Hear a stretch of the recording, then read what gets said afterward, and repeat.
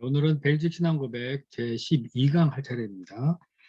제29조 교회의 참된 표지 여기서부터 시작합니다.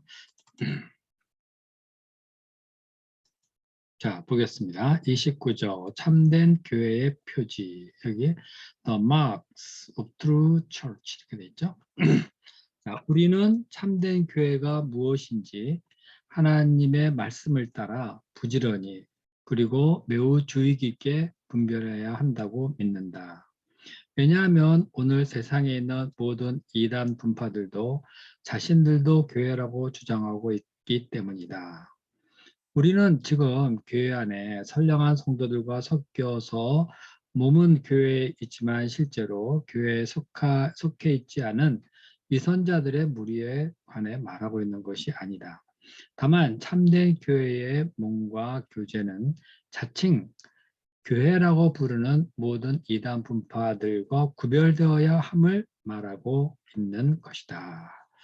자, 참된 교회가 무엇인지 어떻게 알 수 있나요? 첫 번째 줄을 보면은 하나님의 말씀을 따라 부지런히 그리고 매우 주의 깊게 분별해야 된다고 하는 거죠. 네, 참된 교회의 그 판별 기준은 하나님 말씀에 있어요. 그런 만큼 참된 교회를 이루기 위해서 혹은 그것이 참된 교회인지 알기 위해서는 하나님의 말씀을 부지런히 연구하고 또 주의 깊게 매우 주의 깊게 분별해야 한다는 거죠. 여기 특별히 매우 주의 깊게 분별해야 한다는 말에 유의할 필요가 있어요. 참된 교회, 모든 교회는 예배드리고 뭐 찬양하고 그러면 다 교회같이 보이죠. 그러나 적당히 봐가지고는 분별 안 될 때가 있는 거예요. 그렇기 때문에 매우 주의 깊게 분별해야 하는 거죠. 자, 왜냐하면 오늘 세상에 있는 모든 이단 분파들도 자신들도 교회라고 주장하고 있기 때문이다. 그렇죠? 우리가 소위 말해서 이단이라고 하는 그런 교회들 간판을 보면 다 뭐 대한예수교 장로회 뭐 무슨 말 다 써 있어요. 그래서 그거를 보면은 아 여기도 교회구나. 또 들어가 보면은 우리가 사용하고 있는 성경을 사용하기도 하거든요. 그러니까 겉모습을 봐가지고는 알지 못해요.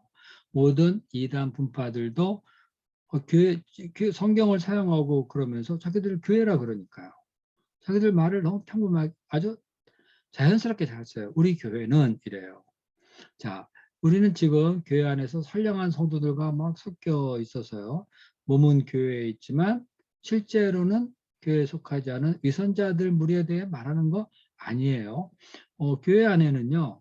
참된 교회래도요. 그 안에는 몸만 교회지 마음은 다른 데로 가 있는 그리고 교회가 가르쳐주지 않는 가르치는 그런 말씀을 따라 살지 않는 그런 위선자들이 있죠. 교회에 이런 거 말하는 것이 아니에요. 그 교회가 지금 참된 교회냐 아니냐 이것을 지금 말하고 있는 거죠. 네.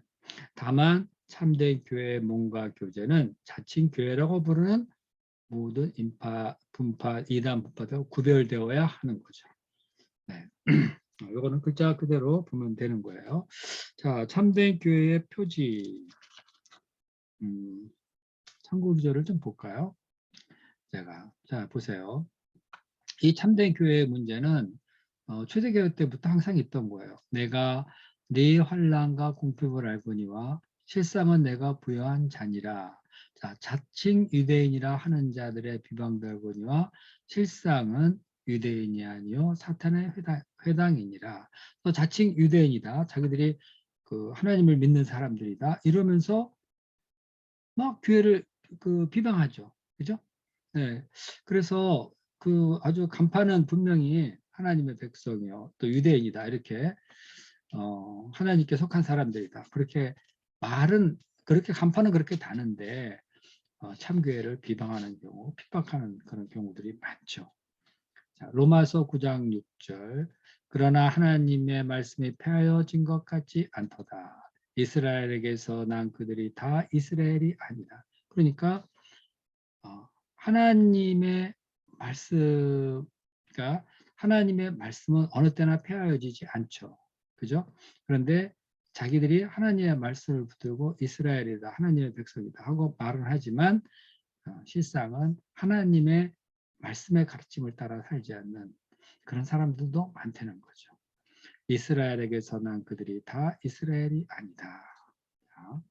그 다음에 참된 교회는 그 교회가 다음의 표를 지니고 있는지 여부로 알 수 있다.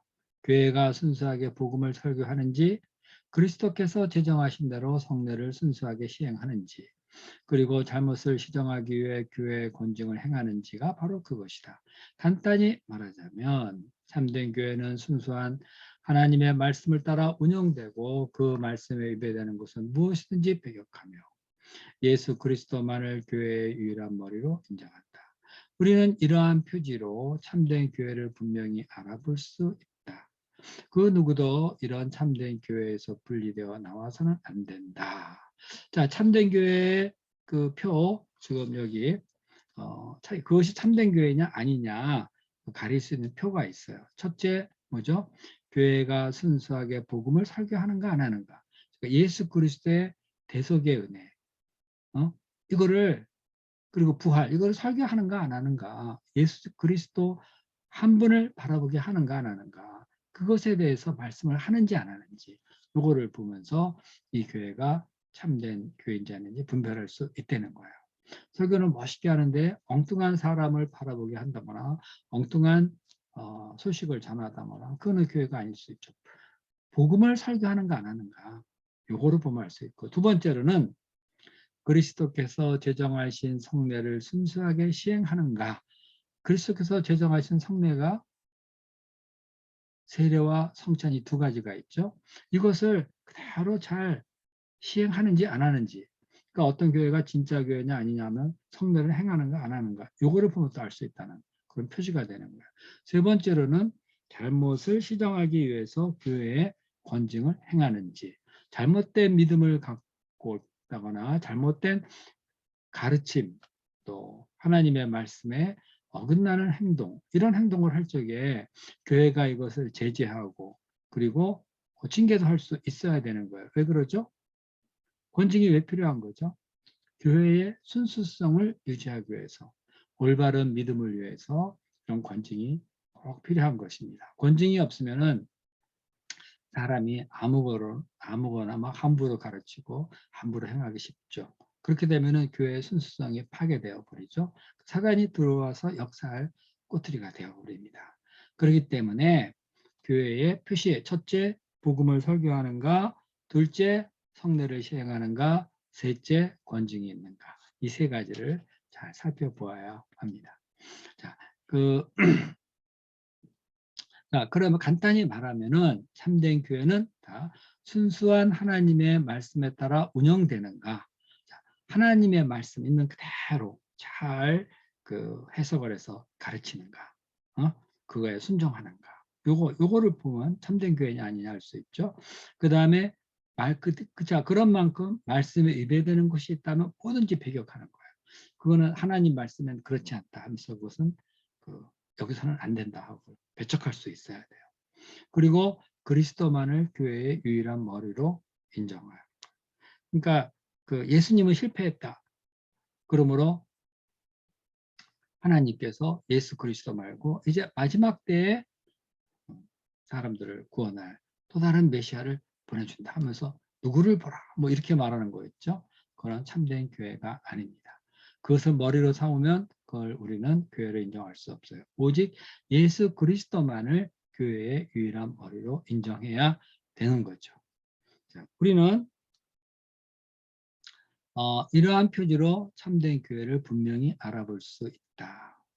그 누구도 이런 참된 교회에서 분리되어 나와서는 안 된다. 거기에 복음이 설교되어지고 성례가 순수하게 행해지고 그리고 권징이 있고, 그럼 이건 참된 교회다 이러면서 여기서 함부로 분리되어져 나오면 안 되는 거예요. 참된 교회는요, 내가 마음대로 내 감정대로 들어가서 나갔다 할 수 있는 것이 아니에요. 그것은 하나님의 말씀이 있는 거고 성례가 진행되는 거고 시행되는 거고 교회 권징, 우리의 바르게 함을 항상 바르게 신앙생활하도록 도와주는 그런 것에서 분리해서 나오면 어떻게 되겠어요?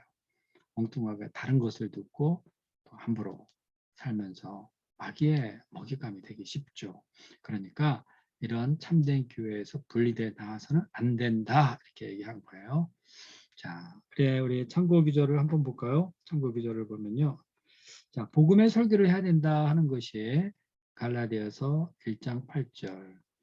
그러나 우리나 혹 하늘로부터 온 천사라도 우리가 너에게 전한 복음 외에 다른 복음을 전하면 저주를 받을지어다.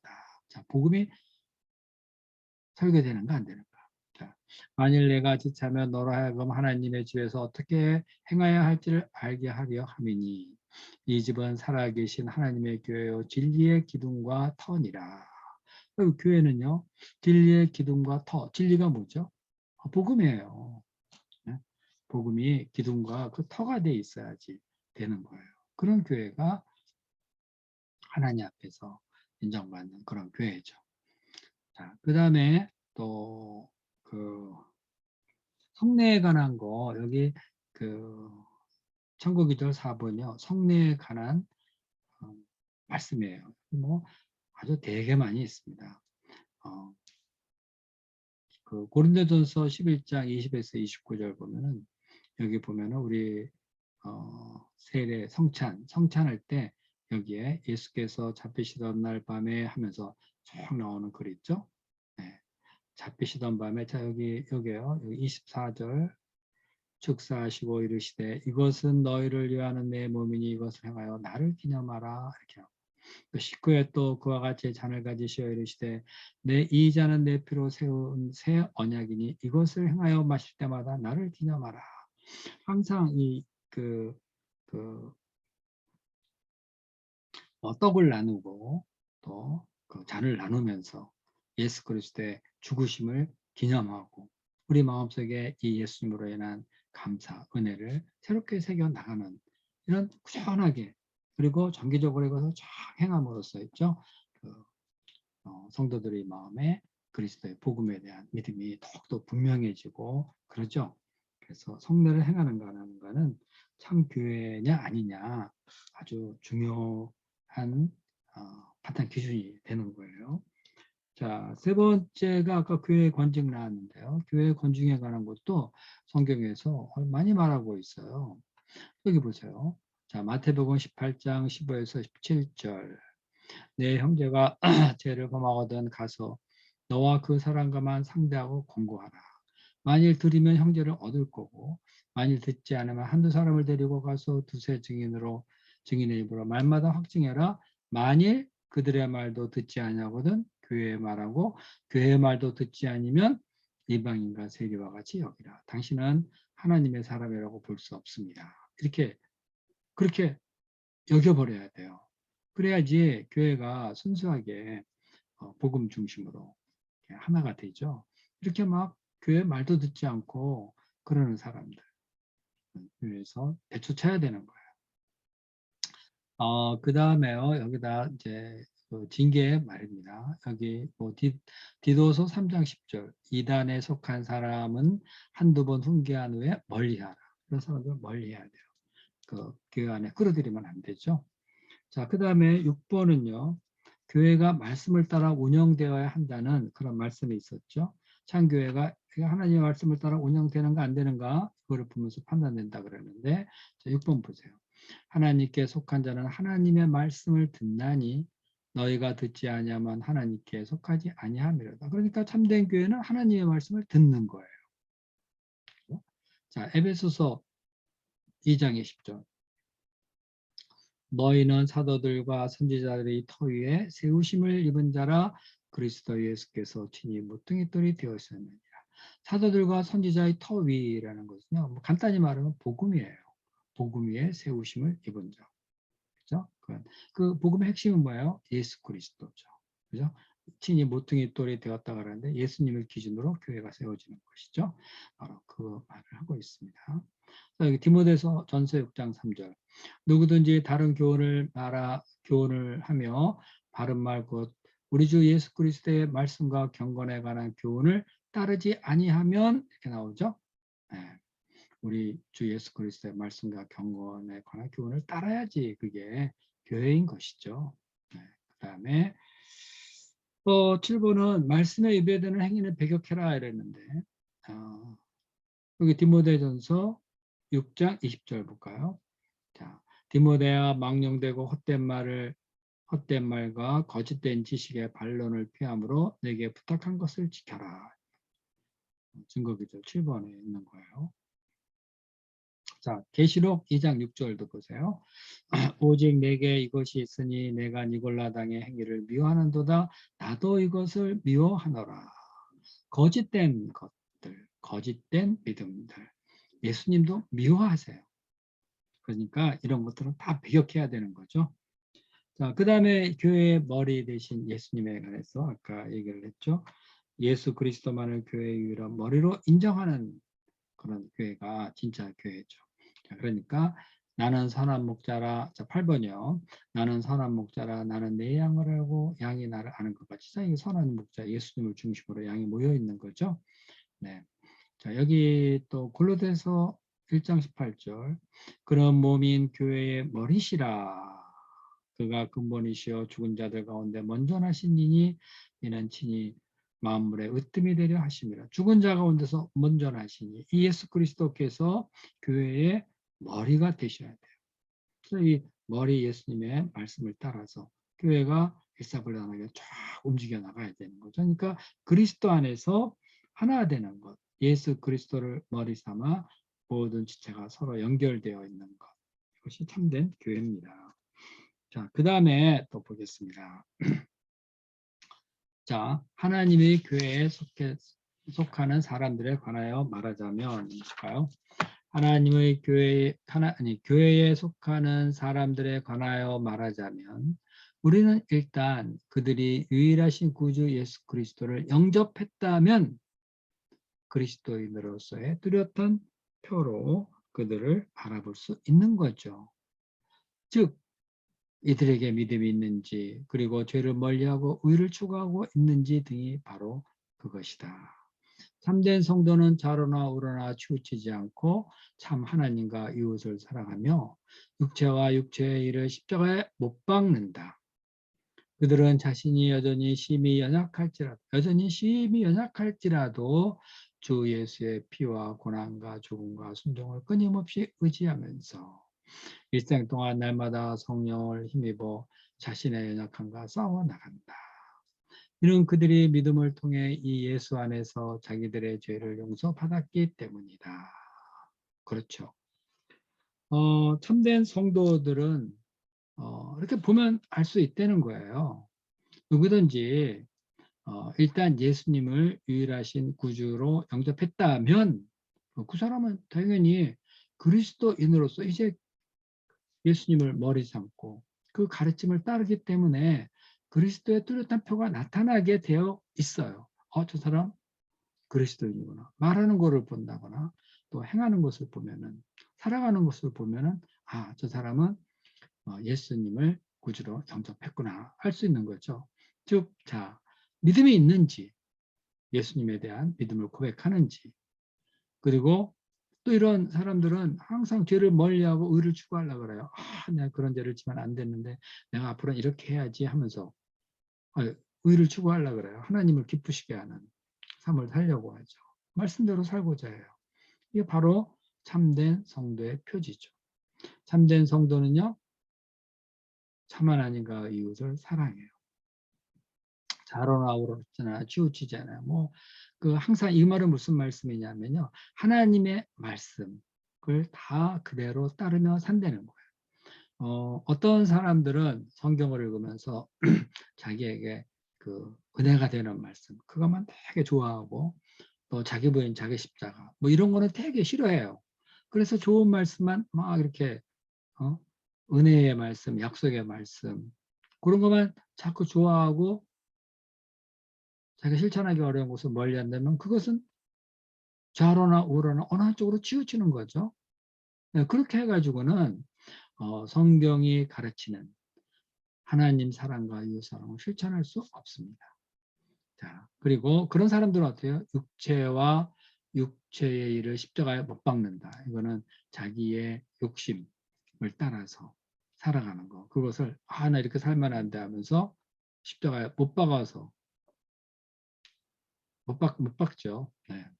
그런 일을 안 한다는 겁니다. 그런 일은 이제 끝났다 이런 생각을 하면서 해요. 그런데 이제 그 다음을 보면은 그들은 자신이 여전히 심히 연약할지라도 사실은 예수님을 믿지만 어떤 면에선 죄악된 그 습성, 그게 너무 깊은 사람이 있어요. 자기가 그거를 극복하려고 그러지만 잘 안 돼요. 어제도 그랬고 오늘도 그랬고 또 이제 보면은 그 다음날도 그러고 정말 어떤 죄에 대해서는 심히 연약한 모습을 보여주기는 합니다. 그런데 참된 성도들, 그 사람들은 그런 가운데서도 예수 그리스도의 십자가를 은혜를 생각하면서 그 앞에서 회개하고자 하고 그래도 내가 내일은 또 새롭게 내일은 그러지 말아야지 뭐 이러면서 더러는 예수 그리스도의 고난에 참여하기도 하면서 주 예수의 이 말씀 보세요. 주 예수의 피와 고난과 죽음과 순종을 끊임없이 의지해요. 나 같은 자를 구원해 주신 주님 끊임없이 의지하고 감사하고 또 내일 연약해서 넘어질지라도 내일도 여전히 주 예수 그리스도의 십자가 은혜를 의지하면서 피와 고난, 죽음, 순종 이거를 의지하면서 멋진 성장하려고 하죠. 그래서 일생 동안 날마다 성령을 힘입어 자신의 연약함과 싸워 나가는 거죠. 그렇죠. 참된 성도들은 일생 동안 자신의 연약함과 싸워 나가는 사람들이죠. 저도 연약한 점이 되게 많이 있죠. 혈기도 있고 이런 혈기를 보리면 좀 슬프죠. 네. 그러나 이거 어떻게 돼요? 하루아침에 고쳐지는 것도 아니고 일생 동안 기도하면서 다스리는 거죠. 잘 안 되지만 기도하면서 성령을 힘입어서 싸워 나가는 거예요. 이는 그들이 믿음을 통해 이 예수님 안에서 자기의 죄를 용서받았기 때문이다. 자기의 죄를 용서받았으니까 죄를 질라 그러겠어요? 안 짓죠? 안 질라 그러죠? 그렇기 때문에 일생 동안 이 예수님의 이 십자가의 은혜를 의지하면서 죄와 싸워나가는 것이죠. 그러니까 믿음으로 예수님을 영접한 사람 반드시 삶 속에 변화가 있어서 그 그리스도인으로서 뚜렷한 표를 가지고 있다. 그렇게 지금 말하고 있는 것입니다.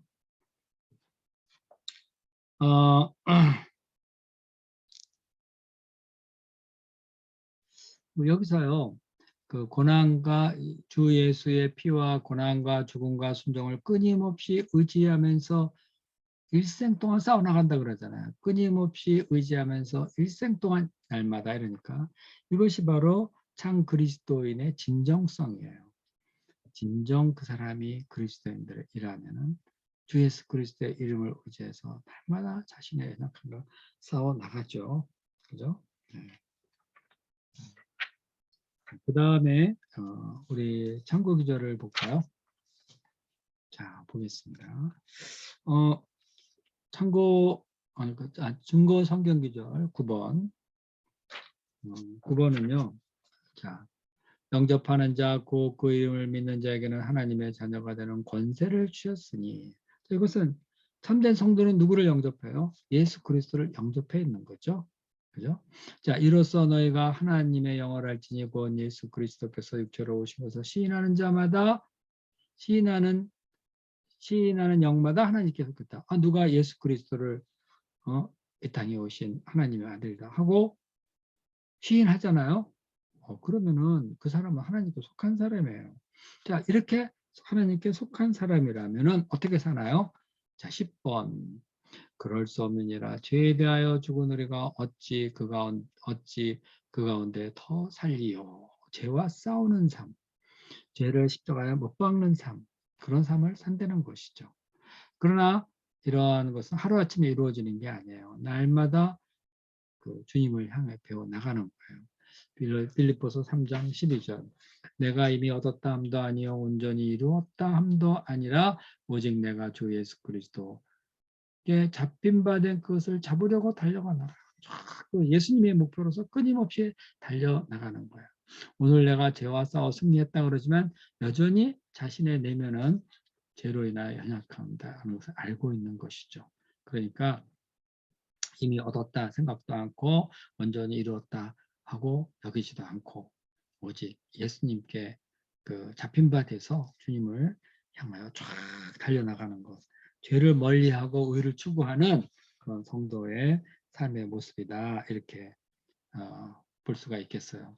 자, 11번은 여기는 아까 하나님 사랑, 이웃 사랑 여기 나와요. 누구든지 하나님을 사랑하노라 하고 그 형제를 미워하며 이는 거짓말하는 자니 이렇게 됐죠. 그 형제를 사랑하지 아니하는 자는 보지 못하는 바 하나님을 사랑할 수 없느니라. 형제를 사랑하지 않고서 어떻게 하나님을 사랑한다고 말할 수 있겠어요? 그래서 우리가 이 계명을 주께 받았나니 하나님을 사랑하는 자는 또한 그 형제를 사랑할지니라. 이거 마땅하다는 거예요. 네. 그 12번을 아까 예수님의 사람들은 육체와 함께 그 정죄와 탐심을 십자가에 못 박았어요. 못 박아서 이제는 나 그렇게 안 살아 하면서 십자가에 콱 못 박아놓고 다시 못 빼서 내려놓나요? 그러지 않죠. 정욕과 탐심을 십자가 못 박아놓고 그와 이제 굿바이 하는 그런 삶을 살아가는 거죠. 실제적으로 그래야 되는 거예요. 죄악된 나 정욕과 탐심에 끌려서 하나님을 슬프시게 하던 나는 예수님께서 십자가 못 박히실 때 함께 못 박혔어요. 그렇죠? 그거예요. 그 정욕과 탐심을 십자가에서 그리스도와 함께 못 박혔는데 어떻게 다시 이런 일을 하겠어요? 자, 연약함과 싸운다는 것은요. 13번 있어요. 내가 행하는 것을 내가 알지 못하노니 곧 내가 원하는 것은 행하지 아니하고 도리어 미워하는 것을 행함이라. 그렇죠? 나 그렇게 살고 싶지 않은데 왜 자꾸 내가 그렇게 행하는지. 이게 바로 뭐예요? 연약함. 사도 바울도 이렇게 자신의 연약함을 앞에 놓고 절망하고 있었어요. 내가 왜 이렇게 미워하는 것을 행하는가. 그것이 뭐예요? 갈라디아서 5장 17절 보면은 육체의 소욕이죠. 육체의 소욕이 확 안에서 끌어내려 일어나기 때문에 성령께서 원하지 않으시고 하지 말라고 하는데도 막 성령을 거스러서 막 행하죠. 마음만 괴롭죠. 자, 그 14번은요. 그러나 우리는 어떤 사람인가? 예수 그리스도의 피의 은혜로 용서를 받은 사람이에요. 이거에 대한 확신을 가져야 돼요. 그래서 우리가 신앙생활하다 죄를 범해서 넘어진다 하더라도 독생자를 보내서 십자가에서 우리 죄를 대속해 하신 이 하나님의 사랑을 견고하게 그러니까 견고하게 붙들어야 돼요. 그래야지 승리할 수 있는 거죠. 네. 오라 나는 공고한 사람이로다. 이 사망의 몸에서 누가 나를 건져내랴. 이렇게 예수님을 믿지만 여전히 죄인일 수밖에 없는 그 실존적 고백이에요. 그러니까 항상 주 예수 그리스도의 제사함의 은혜를 생각하며 감사해야죠. 우리 주 예수 그리스도로 말미암아 하나님께 감사하리로다. 이런 삶을 살아야 되겠어요. 자, 거짓된 교회에 대해서 말하자면 여기 보겠습니다. 자, 거짓된 교회에 대해서 말하자면 이 교회는 하나님의 말씀보다는 교회 자체와 교회의 규정들에 더 많은 권위를 두고 그리스도의 명예에 교회를 복종시키지 않으려고 한다. 또 이 교회는 그리스도께서 말씀으로 명하신 대로 성례를 집행하지 않고 오히려 자기들이 원하는 대로 성례에 무엇인가를 가감한다.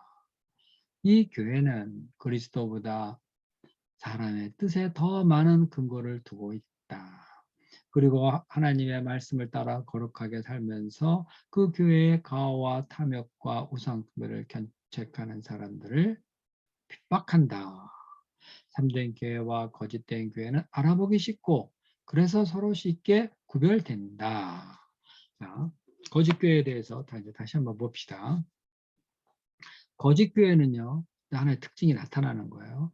하나님 말씀보다 교회 자체와 교회의 규정에 더 많은 권위를 둬요. 그리스도께서 말씀하신 그리스도의 멍에의 교회를 복종시키지 않으려 그래요.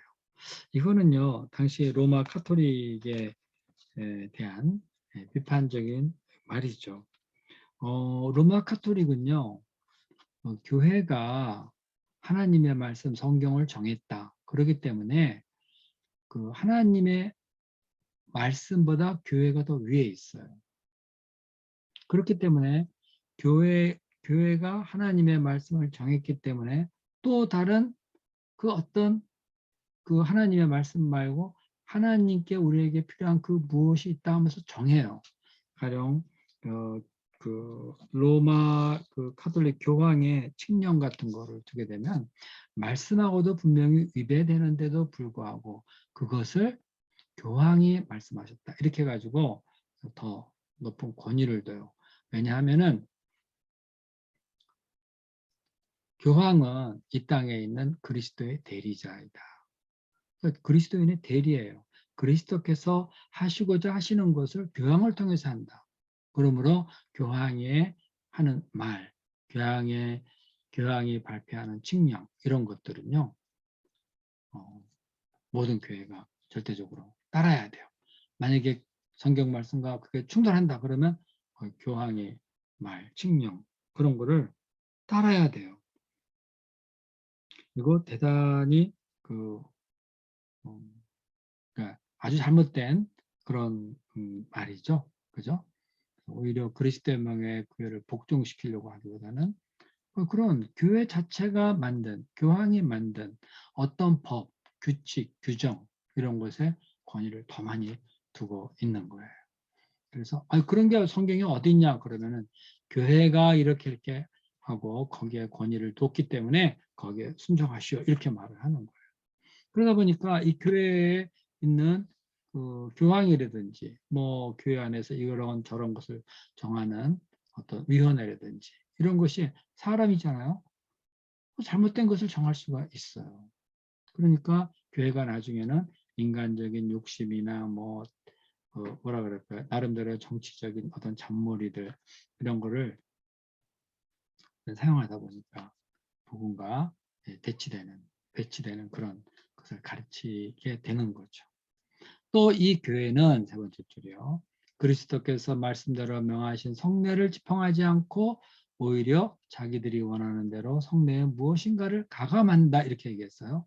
자, 그리스도께서 말씀하신 성례는 우리 앞에서 봤지만은 뭐죠? 세례와 성만찬이 두 개밖에 없어요. 우리 성경을 보면은 두 개밖에 없죠. 그런데 이런 교회들은요, 이런 잘못된 교회들은 자기들이 원하는 대로 성례를 또 막 만들어내요. 물론 교회가 원하는 대로 성례를 만들어낸다 그래서 그 성도들에게 뭐 해를 주려고 한다거나 그런 거는 아니에요. 그 자체를 보면은 나름 귀하긴 해요. 카톨릭에서의 그 칠성례라는 것이 있죠. 그 세븐 세크라멘트 이렇게 얘기하는데 그 예수님이 말씀해 주신 세크라멘트 그거는 세례와 성찬밖에 없는데 카톨릭에는 7개가 있어요. 첫째, 이제 태어나면서 받게 되는 이제 영세, 베프티즘이라 그래요. 그 다음에 좀 성인이 돼서 12살이 되면은 다시 믿음의 고백을 하면서 받는 그런 성례가 있어요. 그거를 이제 우리 견진 성례, 컨포메이션, 확정한다는 뜻이죠. 그 다음에 고해 성사가 있어요. 1년에 한 번 내지 2번 자기가 범한 죄에 대해서 신부에게 가서 이제 자기가 어떤 죄를 고했습니다 하고 고백을 하죠. 죄를 고백하는 거, 고해 성사하는 건 좋은 거예요. 그죠? 네, 그것도 안 하고 그러면 죄를 마음속에 꽉 가지고 있다가 정말 더 힘들어지죠. 그래서 마치 하나님께 자기가 죄를 고백하듯이 신부님 얼굴도 가려져 있잖아요. 그분 앞에 가서 자기 죄를 다 고백하고 하는 건 어쩌면 좀 정신 건강에 우리 양심의 건강에 도움이 되는 것 같아요. 네. 여기 고해성사라는 것이 그 카톨릭에는 아주 중요한 성례죠. 그 다음에 뭐 성체성사라는 것이 있어요. 홀리 유카리스트 그래서 매주일 이렇게 장과 떡을 이렇게 나누는 그런 의식이 있죠. 그 다음에 또 종부성사라 그래가지고 사람이 죽기 전에 또 한번 이런 또 한 번 받는 그런 성례가 있어요. 종부성사. 죽기 전에 불안하잖아. 그러니까 교회에서 와서 또 고백을 받아주고 또 믿음을 심어주고 그 다음에 이렇게 뭐 물을 뿌리기도 하고 그러더라고요. 그 이제 종부성사. 그 다음에 이제 혼인성사가 있어요. 결혼은 일생 최고의 일생 일생에서 가장 귀중한 일 중에 하나죠. 그러니까 이런 결혼은 새 인생의 출발이다. 또 그런 만큼 남녀가 만나서 가정을 이루는 만큼 결혼할 때 또 이게 결혼 성사라는 것이 있어요. 결혼할 때 이거 다 신부님이 가서 다 이렇게 축복해주고 성례를 베풀어줘야 돼요. 결혼 성례를. 그리고 또 뭐가 있냐면은 또 이제 사제들이 누가 이제 사제로서 자기 자신을 헌신한다고 할 때 그때 그 신품 성사에 있어요.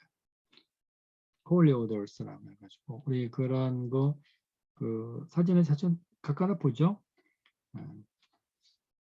어떤 사람이 신부가 될 때 그 의식이 쫙 있어요. 그 앞에 쫙 엎드리죠. 성문미랄이 되라 하면서 그냥 탑작 엎드리는 그러한 것이 있어요.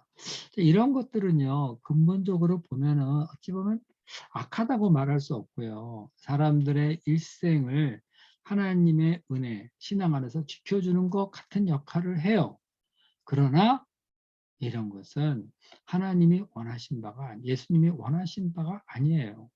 자, 예수님이 원하신 것은 세례와 성례죠. 그 일생 한 번 세례를 받고 그 다음에 성례를 주기적으로 행함으로써 있죠. 예수 그리스도의 은혜를 우리의 마음에 새기면서 살아가는 것. 그러면 모든 것 다 되는 거예요. 여기에 왜 또 막 그 견진 성사니 고해 성사니 뭐 종부 성사니 죽을 때도 평소에 예수님을 잘 믿고 또 성례 잘 참석하고 그러면은 마음 가운데 은혜가 충만한데 왜 죽을 때 특별히 그래야 되냐고요. 필요 없는 거죠. 네, 그렇게 결혼할 때도 마찬가지예요. 결혼은 하나님이 축복하신 거예요. 그러니까 평소 하나님의 은혜에 감사하면서 예식을 통해서 하면 되는 거지. 왜 교회가 결혼할 때 꼭 교회 와서 해라 그러면서 결혼 성사를 베푸냐 말이에요. 그렇죠? 그러니까 이게 이런 제도가 있음으로써 어떻게 보면은 좀 더 신앙적인 삶을 살 수 있을 것 같지만 교회는 이것을 통해서 성도들을 지배하는, 성도들을 자기 안에 교회 안에서 관리하는, 어떻게 보면은 안 좋은 일을 하고 있다 이렇게도 볼 수 있는 거예요. 우리 개신교는 간단합니다. 그러잖아요. 세례와 성찬 이것으로 우리는 풍성한 그리스도의 은혜를 누리면서 일생을 살아갈 수 있는 거예요. 그러니까 무엇이도 이것도 해야 된다, 저것도 해야 된다 하는 것은 자기들 나름대로 원하는 대로 뭔가를 더한 것이죠. 우리는 우리 개신교의 성례는 세례, 성찬 이 두 가지밖에 없다는 것. 그리고 그 안에서 모든 우리 삶이 은혜와 믿음 속에서 이루어져 나간다는 것.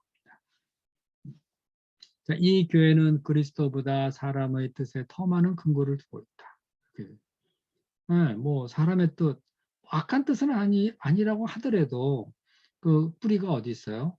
사람의 생각에 있는 거예요. 이게 좋지 않을까? 이래가면서.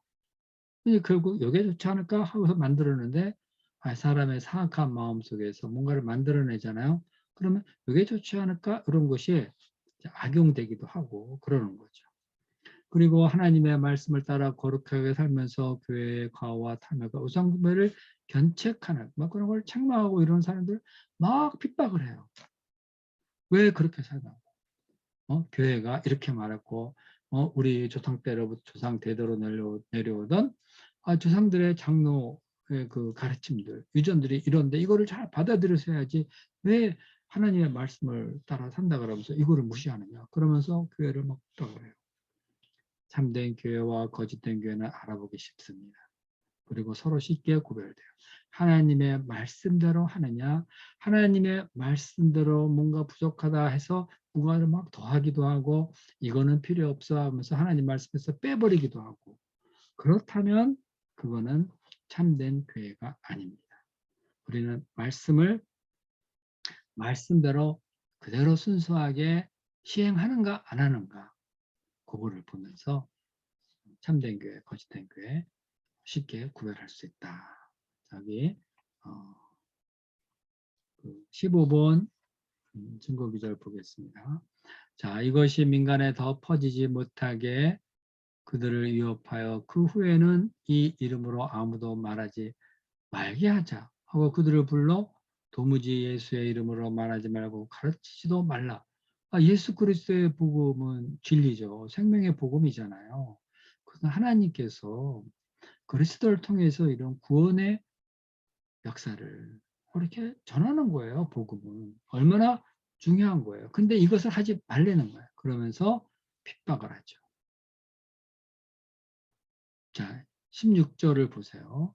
16번 요한복음 16장 2절 사람들이 너희를 죽게 할 뿐만 아니라 무릇 너희를 죽이는 자가 생각하기를 이것이 하나님을 섬기는 일이라 하리라 하면서 올바르게 하나님을 믿고 경건하게 사는 사람들을 당시 유대교의 지도자들이 이제 막 하나님의 말씀에 너희들은 위배가 된다. 우리의 신앙과 너희들은 위배가 된다. 이래서 막 출교시켜버리고 그리고 심지어 죽이기까지 했죠. 그래서 그걸 뭐로 여겨요? 하나님을 섬기는 거로 여기는 거죠. 그러니까 교회의 어떤 규례, 교회가 만들어주는 어떤 법, 그것을 늘 하나님의 말씀에 그것이 일치하느냐 않느냐 확인을 자꾸 해야 돼요. 그래서 개혁교회라는 건 뭐예요? 끊임없이 말씀으로 우리들의 신앙생활, 우리 삶 속에 어느 틈에 들어온 그런 규칙들 이런 거를 점검을 계속 해나가야 돼요. 자칫 우리 사람들은 옷을 하다 보면 몇 번 하다 보면 이제 그 아주 의례 자동적으로 하게 되고 나중에는 그것이 처음에는 감사원으로 시작했는데 나중에는 형식으로 돌아가고 막 그러죠. 그러다 보면 마음이 완악해지기도 하고 완악해지면 있죠. 그 반발심도 많이 생기고 그리고 자기의 그 완악한 곳으로 또 다른 사람을 괴롭히기도 하고 그래요. 그러니까 참된 개혁교회는 끊임없이 성경으로 돌아가는 거예요. 성경으로 돌아가서 우리가 이것을 하고 있는데 과연 이것이 성경적인가? 어떤 점에서 하나님의 역사에 도움이 되는가? 늘 검토를 해보면서 이것이 좋기는 하지만 어떤 해악을 또 사람을 괴롭히는 일은 없는가? 늘 점검을 하면서 교회 안에 그 예수 그리스도의 성령께서 자유롭게 뜨겁게 역사할 수 있도록 해야 되는 거죠. 자, 자 우리 그 제30조 교회 행정에 대해서 한번 봅시다. 교회 행정 그러니까 좀 어색하게 느껴지죠. 교회의 행정 이것도 뭐 신앙고백 속에 들어가야 돼 그러는데 내용을 보면요. 교회의 영적 질서에 관한 것을 말하고 있어요. 자, 보겠습니다. 우리는 이 참된 교회는 우리 주께서 성경에서 가르치신 영적 질서를 따라 다스려져야 한다고 믿는다. 교회에는 하나님의 말씀을 설교하고 성례를 시행할 성직자나 목사가 있어야 한다. 또한 목사들과 함께 교회의 재직회를 구성할 장로와 집사들이 있어야 한다. 자, 교회에는요, 아무나 나와가지고 나도 말씀을 가르치겠다, 설교하겠다, 내가 성례 오늘은 내가 시행할게. 그렇게 되면 어떻게 될까요? 하나님의 말씀이 혼란스러워지게 되겠죠. 그러니까 교회에 이런 말씀 역사, 성례, 뭐 이런 봉사나 구제 이런 것이 질서 있게 잘 이루어져야 돼요. 그래서 교회에는 무엇을 맡은 사람 그런 것이 있는 거예요. 자, 보세요. 참된 교회는 성경이 가르쳐준 영적 질서를 따라 다스려져야 되는 거죠. 자, 첫 번째 누가 있어야 돼요? 하나님의 말씀을 설교하고 성례를 시행할 성직자나 목사가 있어야 된다 이렇게 됐어요. 이게 성직자나 목사 이건 비교적 다른 성도들에 비해서 전문적이죠. 하나님 말씀을 더 깊이 묵상하는 사람들이고 하나님의 말씀에 헌신된 사람들이고 이런 사람들이 하나님의 말씀을 보다 정확하고 깊이 있게 설교할 수 있지 않을까요? 이런 사람들이 예수 그리스도의 피의 은혜, 십자가의 은혜를 더 잘 알므로써 성례도 경건하게 시행할 수 있지 않을까요? 그래서 이게 필요한 거예요. 그래서 이런 성직자나 목사는 내가 성직자야 목사야 뭐 몇 사람이 세우는 그런 것이 아니라 일정한 자격을 갖춘 그런 사람들. 예를 들어 뭐 오늘날에는 신학교를 다닌다거나 아니면은 과거에 어느 누구로부터 이렇게 성경을 깊이 배우고 시험을 합격해서 자격을 획득한다거나 이런 사람들이 하는 것이 맞죠. 그렇죠? 네. 그래서 뭔가 인정되어진 사람들, 그런 사람들이 하나님의 말씀을 설교하고 성례를 시행하도록 해야 되는 거죠.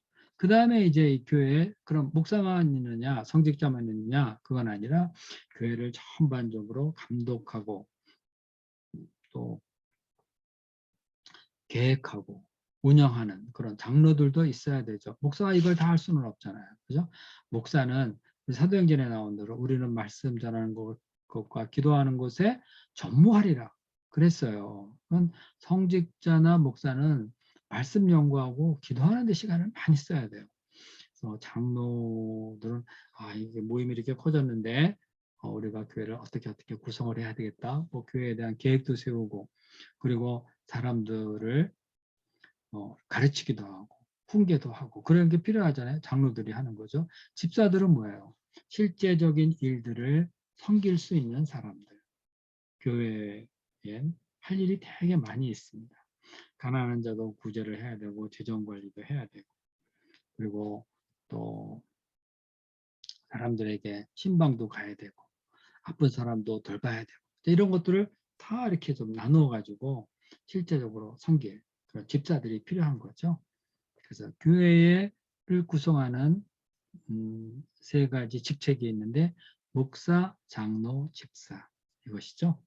이것이 꼭 있어야 됩니다. 이 중에 하나라도 빠지면 안 돼요. 그 다음에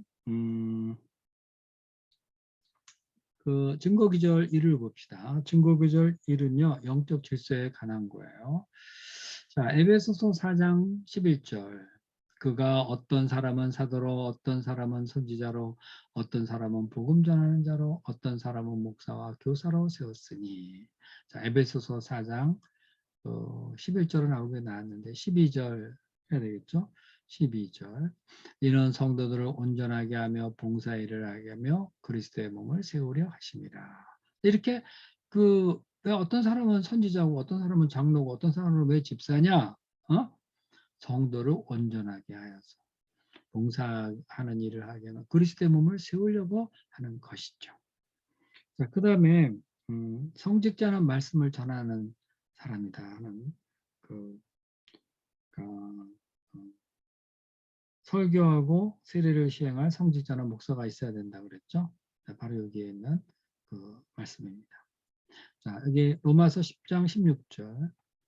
그런즉 그들이 믿지 아니하는 일을 어찌 부르리요 듣지도 못한 일을 어찌 믿으리요 전파하는 자가 없으면 어찌 들으리요. 이거 설교, 복음의 설교에 관한 부분이죠.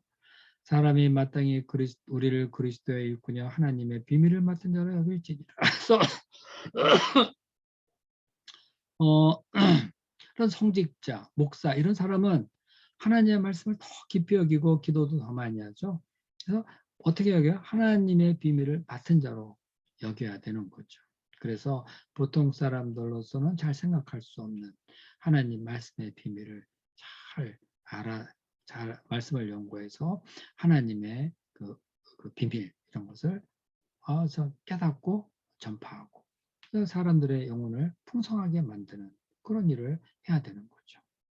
되게 중요한 일이에요. 자, 그 다음에 볼까요? 그 3번 보면요. 이건 감독, 장로, 집사에 관한 그런 이야기입니다. 여기 보면은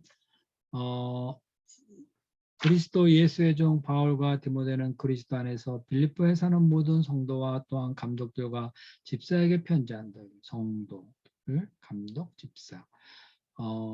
내 속에 있는 은사 곧 장래의 교회에서 안수를 받을 때 예언을 통하여 받은 것을 가볍게 여기지 말라. 이렇게 이게 장로라는 것이 있고요. 또 예언을 통해서 안수 받았죠, 그렇죠? 안수를 받았다 그럴 때 안수 주는 사람들이 또 있고 그래요. 그 다음에요. 여기 요거는 장로에 관한 얘기예요. 교회에서 장로를 택하여 금식 기도를 하며 장로 다 성경에 써 있는 성경에 나오는 것들입니다. 집사도 여기 5번 디모데전서 3장 8에서 10절을 말하죠.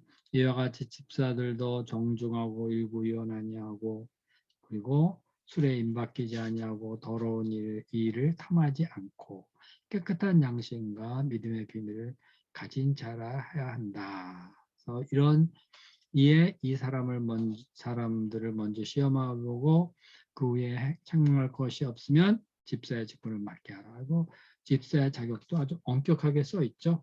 네. 그래서 정말 사람들로부터 존경받고 사람들을 섬길 만한 그런 내면이 있는지 이런 거를 잘 살펴서 집사로 세워야 한다. 이런 말을 하고 있습니다. 자, 그 다음에 볼게요.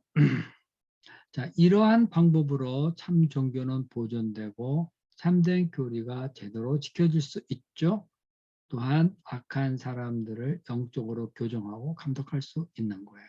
그러니까 목사, 장로, 집사 이렇게 이 세 직분이 정말 자기 일에 충실하게 될 때에 교회가 건전하게 잘 보존되어지고 있는 것이죠.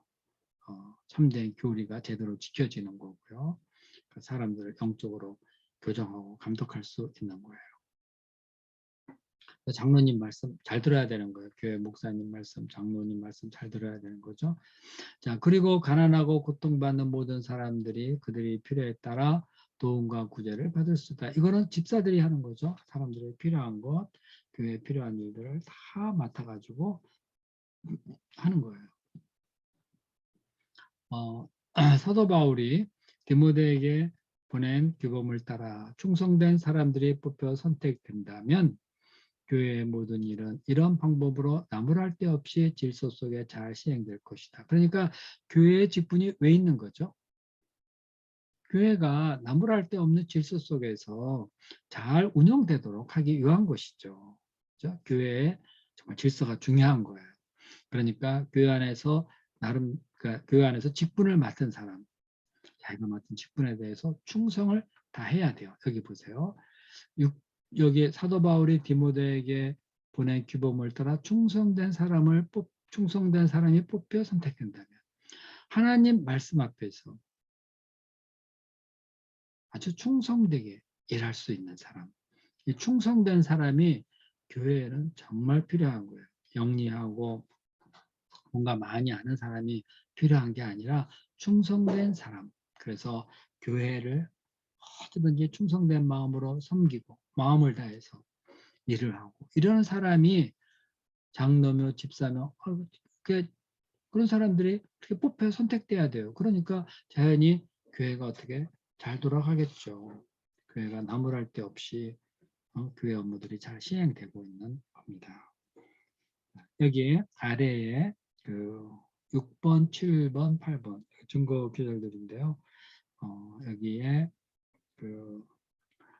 뭐 충성된 사람들이 뽑혀 선택된다면 이런 말 있잖아요. 여기.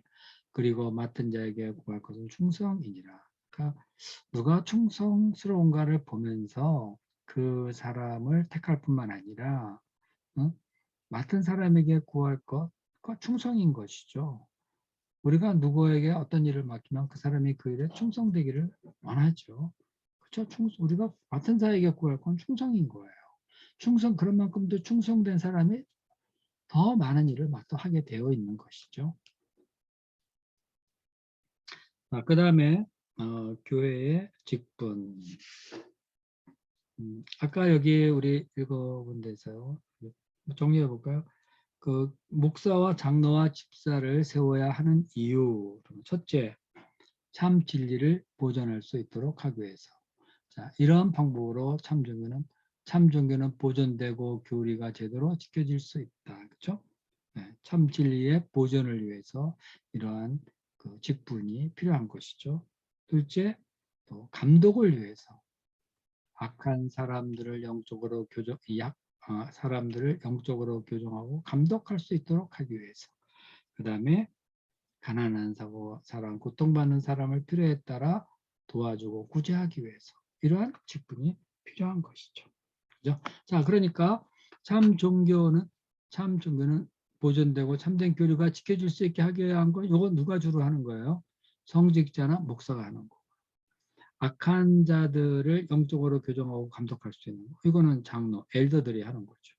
그 다음에 가난하고 고통받는 모든 사람들이 필요에 따라 도움과 구제를 받을 수 있도록 하는 거, 집사들이 하는 거죠. 자, 그 다음 교회의 직분에 대해서 알아보겠습니다. 이 교회 직분에 관해서는요, 지금까지 우리가 얘기를 했던 거예요. 근데 어떻게 또 여기 써 있나 한번 또 봅시다. 제31조 교회의 직분. 우리는 말씀의 사역자와 장로와 집사를 선출하되 하나님의 말씀이 가르쳐 주는 대로 주의 이름으로 기도하면서 질서를 잘 지켜 교회의 합법적인 선거를 통해 선출하여 직분을 맡겨야 한다고 믿는다. 자, 이런 그 사역자, 장로, 집사 이런 사람들을 어떻게 선출해요? 말씀이 가르쳐 주는 대로 기도하면서 선출해야 되는 거고요. 또 누구를 뭐 이렇게 감독, 그 장로와 집사로 세운다고 할 적에 막 함부로 질서 없이 떠들면 안 되죠. 질서를 참 이런 사람들을 할 땐 질서가 있어야 돼요. 그리고 교회가 어떤 방법으로 그 사람들을 선거에서 뽑을지, 교회가 나름대로 갖고 있는 합법적인 선거 방법이 있을 거 아니에요. 그걸 통해서 선출해서 직분을 맡겨야 하는 거죠. 그러므로 각 사람은 부적절한 방법으로 스스로 나서지 않도록 조심해야 되는 거예요. 어떤 사람은 왜 나를 장로를 시켜주지 않느냐, 뭐 왜 나를 세워주지 않느냐, 내가 몇 년 전부터 이거 하려고 막 그 일을 열심히 하고 그랬지 않았느냐, 막 그러가면서 자기를 뽑아달라고, 그럼 내가 뭐 잘해보겠다고 막 이렇게 얘기를 하는데 그거 부적절한 방법이에요. 스스로 나서면 안 돼요. 스스로 나서지 않도록 조심해요. 조심해야 되는 거예요. 하나님 앞에서 스스로 나설 사람이 누가 있겠어요? 다 죄인인데. 오히려 어떻게 해요? 하나님께서 자기를 불러주실 때까지 기다려야 하는 거예요. 하나님이 쓰시는 사람은요, 잠잠히 있던 사람, 겸손한 사람, 그런 사람을 불러서 때가 되면 사용해 주시죠.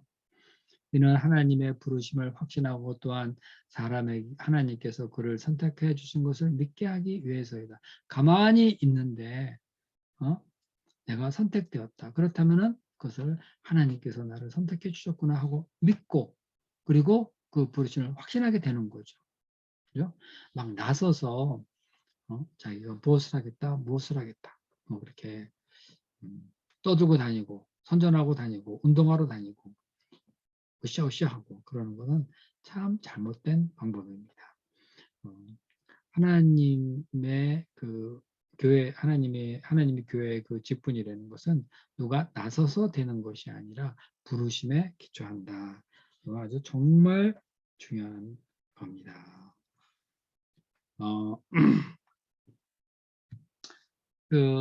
거기 증거 기절 1번 보세요. 그들이 두 사람을 내세우니 하나는 바사바라고도 하고 별명을 유스도라고 하는 요셉이요, 하나님은 마띠아라. 자, 그들이 기도하여 이르되 무사람의 마음을 아시는 주여 이 두 사람 중에 누가 주님께 택하신 바가 되겠습니까? 하면서 기도하면서 붙고자 하죠. 네, 또 사도행전 6장 2, 3절 보면은 12사도가 모든 제자들을 불러 이르시되 우리가 하나님의 말씀을 제쳐놓고 접대를 일삼는 것이 마땅치 않다. 형제들아 너희 가운데 성령과 지혜가 충만하고 칭찬받는 사람 7을 택하라. 우리가 이 일을 그들에게 맡길 것이다. 이거는 나선 게 아니라 딱 이렇게 평소에 어떤 사람이 이 일에 적합한가, 성령과 지혜가 충만한 사람, 칭찬받는 사람, 그런 사람을 성도들이 잘 알 거 아니에요? 그죠? 제자들이 잘 알 거라고요. 네, 그런 사람들에게 맡겨서 택해라. 그래서 우리는 우리의 일을 할게, 이렇게 말하는 거죠. 자, 여기 보면요. 12사도가 모든 사도를 불러 이르되 우리가 하나님의 말씀을 제쳐놓고 접대를 일삼는 것이 마땅치 않다 그러면서 막 접대를 일삼다 보니까 하나님 말씀을 연구할 시간이 없는 거죠. 자, 교회의 생명은요. 하나님 말씀에 있어요. 말씀에 전념할 수 있도록 해주는 것. 이게 되게 중요한 겁니다. 그러니까 역할을 분담하는 거예요. 장로가 있고 집사가 있는 거죠. 자, 그 다음에 여기 사도행전 13장 2절 보면은 주를 섬겨 금식할 때에 성령께서 이르시되 내가 불러 시키는 일을 위하여 바나바와 사울을 따로 세우라. 자, 금식하고 막 기도하는 가운데 하나님께서 친히 오셔서 누구를 세우라. 이렇게 하나님이 친히 부르시죠. 그런 거. 하나님께서 불러주실 때까지 기다려야 되는 거예요. 하나님께서 필요한 곳에는 꼭 사람을 친히 세우십니다. 자, 그 다음에 여기 디모데전서 5장 22절도 볼까요? 아무에게나 경솔히 안수하지 말고 다른 사람들이 죄에 간섭하지 말며 내 자신을 지켜 정결하게 하라. 안수도 함부로 하는 것 아니죠. 기도하면서 참 하나님의 뜻이 무엇인가 생각하면서 그러면서 안수하고 세워야 되는 거예요. 자, 여기까지 보고요. 다음 여기 한번 보겠습니다. 말씀의 사역자들에 대해 말하자면 그들 모두는 유일하신 총감독이시며 또한 교회의 유일한 머리이신 그리스도의 종이기 때문에 어디서든지 동일한 권세와 권위를 가진다. 이렇게 돼 있어요. 이거 교회의 총감독이 누구예요? 그리스도 아니에요? 네, 총감독이시며 또한 교회의 유일한 머리인 그리스도. 말씀의 사역자는 이 그리스도의 종이에요. 그러니까 이 말씀의 사역자들을요, 이들이 어디에 있든지요, 동일한 권세와 권위를 가진 자로 여기고 그들이 그 하는 가르쳐주는 그 말씀 그거를 하루 마치 그리스도께로부터 받듯이 받아야 된다는 겁니다. 또한 하나님께서 세우신 거룩한 질서가 위반되거나 경시되지 않도록 우리는 말씀의 사역자와 교회 장로들이 하는 일을 생각해서 존경해 줘야 돼요. 말씀의 사역자들, 교회 감독들, 장로들 이런 사람을 각별히 존경해 줘야 되죠. 그래야지 그 교회 안에 거룩한 질서가 세워지고 하나님의 말씀이 존중받는 거죠. 이렇게 말씀의 사역자나 장로들을 함부로 여기고 무시하면은요 하나님 말씀에 권위가 서질 않아요.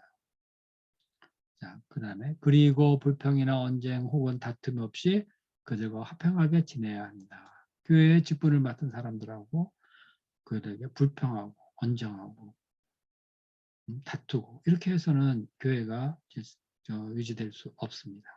여기에 그 벨식 신앙 고백 작성자가요 교회에 대해서 아주 깊이 연구를 많이 했어요.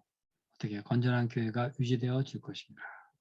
이게 당시 핍박을 받으면서 이리저리 도망다니면서 예배를 드리던 그런 사람들에게서 이런 정도의 교회관을 갖고 있다. 되게 놀라운 거죠.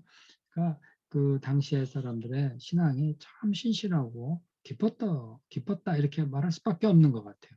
그러니까 그 핍박을 견뎌내면서 죽음으로 신앙 고백을 하고 그러는 것이죠. 자, 총감독 그리스도에 대해서 여기 나와요. 3번 볼까요? 그러나 너희는 랍비라 칭함을 받지 말라. 너희 선생은 하나요. 너희는 다 형제니. 또한 지도자라고 칭함도 받지 마라. 너희의 지도자는 한 분이시니 곧 그리스도시라. 그렇죠? 그러니까 그리스도를 머리 삼아서 그 앞에서 한없이 겸손해야 된다는 거예요. 선생님이니까 기분 좋아하고 무슨 직분을 맡은 사람으로 막 왜 나를 그렇게 안 불러 이렇게 그렇게 하지 말라는 거예요. 우리는 우리 지도자는 한 분 그리스도예요. 그리스도께로부터 끊임없이 듣고 배워야 되는 사람들인데 뭐 그렇게 잘났다고 교회 안에서 큰 소리를 치겠어요. 자, 그 다음 보세요. 또 만물을 그의 발 아래 복종하게 하시며 그를 만물 위에 교회의 머리 삼으셨으니 교회의 머리 대신 예수 그리스도를 잠시라도 잊으면 안 됩니다. 어떤 직분을 맡은 자라도 그 앞에서 한없이 겸손해야 되고 교회의 머리 대신 예수님을 생각하면서 나서지 말고 기다리고 기도하고 부르시면 충성하고 섬기고 이렇게 해야 된다는 겁니다. 자, 그 다음에요. 직분자들에 대한 존경이요. 증거구절 왜요? 형제들아 우리가 너에게 구하노니 너희 가운데서 수고하고 주 안에서 너희를 다스리며 권하는 자들을 너희가 알고 그들의 역사로 말미암아 사랑 안에서 가장 귀하게 여기고 너희끼리 화목하라. 이 직분 맡은 사람들 가장 귀하게 여기라는 겁니다. 교회의 질서와 치리에 대해서 두 개가 있는데요. 그것까지 그냥 해볼까요? 그렇게 길지 않습니다. 자, 교회의 질서와 치리 32조. 교회를 다스리는 사람들은 몸된 교회를 유지하기 위해 어떤 규약을 만들고 세우는 일이 유용하며 선하다 하여도 우리의 유일한 주 그리스도께서 우리를 위하여 제정하신 것에 벗어나지 않도록 언제나 조심해야 한다. 그러니까 자기가 아무리 하나님께 대하여 교회에 대하여 좋은 뜻을 가지고 있다 하더라도 그래서 이렇게 해야 되겠다 저거를 해보고 싶다 한다 하더라도 그리스도께서 우리를 위하여 제정하신 것에 이것이 벗어나는 것은 아닌지 항상 검토해야 돼요. 그러니까 다시 성경으로 돌아가서 확인을 해야 되고 그리스도 우리의 주 그리스도를 뜻을 위배되지 않는지 조심해야 됩니다. 네, 그렇죠? 잘 보세요. 몸된 교회를 다스리는 사람에게 특별히 주어진 거예요. 교회를 다스리는 사람은 몸된 교회를 유지하기 어떤 규약을 만들고 세우는 일이 유용하고 선하다 할지라도 하면서 항상 그리스도의 가르치심의 본의를 벗어나지 않도록 조심해야 되는 겁니다. 많은 그 교회의 이런 규례 저런 규례가 다 좋은 뜻에서 출발했어요. 그래서 좋은 데서 출발해서 또 사람들이 받아들이고 오랫동안 시행해 왔어요. 그럼에도 불구하고 시간이 가면서 그것을 사람들이 힘들어하는 경우도 되게 많이 있습니다. 그러니까 이게 그리스도를 위하여 그리스도께서 우리를 위하여 제정하신 것에 벗어나는지 안 벗어나는지 항상 조심해서 그런 규약들 또 그런 것들 아주 조심해서 만들어야 되는 거예요. 그리고 일정한 기간 효과는 있다 하더라도 이상하네 사람들의 반응이 안 좋으네 그러면 다시 말씀으로 검토해서 처리를 한다든지 그 뜻을 다시 그 원래 선한 뜻을 다시 살리든지 해야 되는데 여하간 중요한 것은 그리스도께서 우리를 위하여 제정하신 것에 벗어나지 않도록 자, 그다음 언제나 조심해야 한다. 이렇게 돼 있죠. 언제나 조심해야 한다. 영어를 보면요. They ought always to guard 이렇게 돼 있죠. 언제나 조심해야 한다. 무엇에 대해서 조심해야 돼요. 자, 그다음에 그러므로 우리는 하나님을 경배함에 있어서 어떤 모양으로든 우리에게 부과되어 우리의 양심을 구속하고 강제하는 모든 인간의 새 제도나 법들을 배격해야 되는 거죠. 우리 하나님께서 우리를 인도할 때 참 중요시 여기는 것 중에 하나가 우리 양심을 구속하거나 강제한다거나 하는 그런 거 하나님 원하지 않으세요. 언제나 마음에서 우러나는 기쁨 속에 하도록 하시지. 참된 기쁨과 순종 속에 하기를 원하시지. 이거 억지로 싫은데도 막 한다. 내가 그건 좀 아무래도 하나님 말씀이 안 맞는 것 같은데요. 그런데도 무슨 말을 그렇게 순종해서 해야지. 이런 식으로 가면은 문제가 있다는 거예요. 아무리 양심을 구속하거나 강제하는 거 있다면은 그것은 배격해야 됩니다. 자, 그러한 양심을 구속하거나 강제하는 모든 인간적인 새 제도나 법들은 배격한다. 어떤 뭐든지 부과되었으면 배역한다. 그러므로 우리는 주어와 통일을 유지하며 모든 사람들을 하나님께 복종하게 하는데 적합한 것만 인정해야 돼요. 주어와 통일을 유지하는 거. 이거는 교회 지도자들이 정말 유의해야 할 그런 문제들이죠.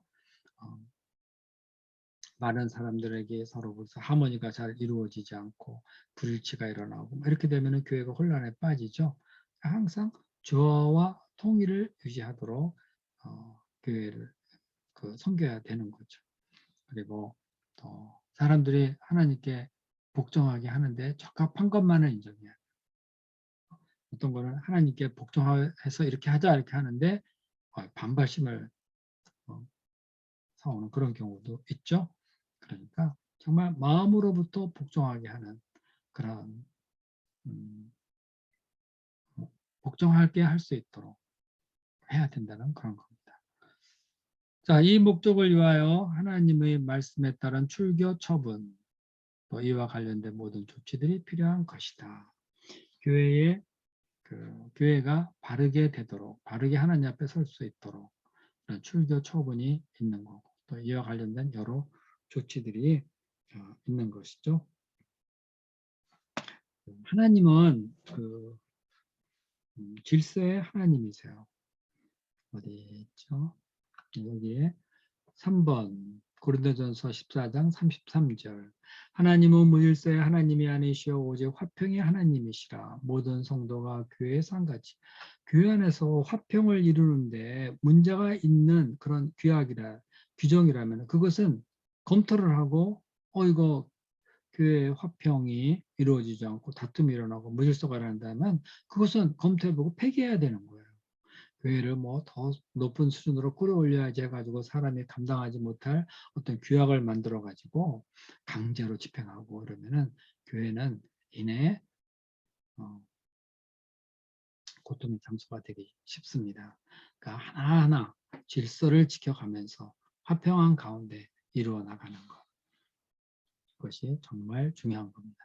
여기 4번은요. 출교에 관한 그런 이야기예요. 이 출교는 교회의 건강을 위해서 그리고 교회의 질서를 위해서 교회의 진리 보존을 위해서 꼭 필요한 거예요. 그 목자님의 책망들 이런 것도 일종의 건징이라고 볼 수 있죠. 너 그러면 안 돼 하면서 어떻게 해야 돼. 그래서 회개를 해라 이렇게 말하는 거. 그런 거 다 징계에 해당되는 겁니다. 그런 거 중요한 거예요.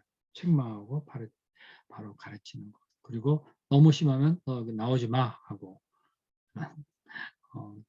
그런 처분도 내릴 수 있어야 되는 거죠. 이런 걸 하려면 하나님 앞에 분명한 믿음이 있어야 되고요. 질서 그리고 하나님을 아는 지식 그런 것이 분명해야 됩니다. 자, 오늘은 여기까지 하겠습니다. 다음에는 성례에 관해서 보겠습니다. 자, 33조까지 갔으니까 상당히 많이 갔어요. 성례 부분이 조금 길기는 한데 하나하나 배워보겠습니다. 성례는 교회에서 행하여지는 아주 중요한 일이에요.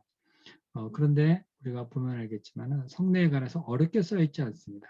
그냥 쭉 읽다 보면 이게 그런 것이었구나 하고 이해하기 쉽게 그리고 뭐 애우려고 애쓰지도 않아도 자동적으로 머리 안에 들어오도록 이렇게 써 있어요. 자, 제 33조 성례 기대하면서 오늘은 여기서 마치겠습니다.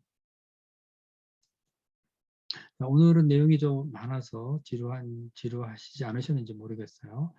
약간 그렇다 하더라도 꾸준히 열심히 배워 나가야 되겠습니다.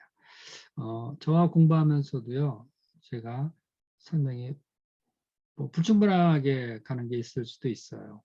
저도 간단하게 하면서 넘어가려고 하는데 애초에 제가 말씀드린 대로 벨직 신앙 고백에 무엇이 어떻게 써 있는가 그것을 중심으로 이해하고자 하는데 공부에 초점을 맞췄기 때문에 뭐 신학적으로 정확하게 말하지는 않습니다. 읽고 이런 것이구나 하면서 우리에게 필요한 기본 교리 그것을 잘 배우는 기회로 삼으면 좋겠습니다. 자, 오늘은 여기까지 하겠습니다. 자, 감사합니다.